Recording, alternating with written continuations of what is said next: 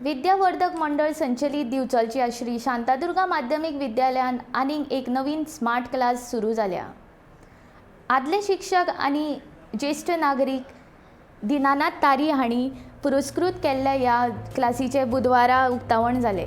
विद्यावर्धक मंडळाचे अध्यक्ष विजय सरदेसाई, सचिव आणि आदले सभापती राजेश पाटणेकर, राजेश दोंड, अरुण साळकर, अभिजित तेली, दिनेश मयेकार तसेच हेर मानेस्तांच्या हाजेरीत दीनानाथ तारी हांणी क्लासीचे उक्तावण केले।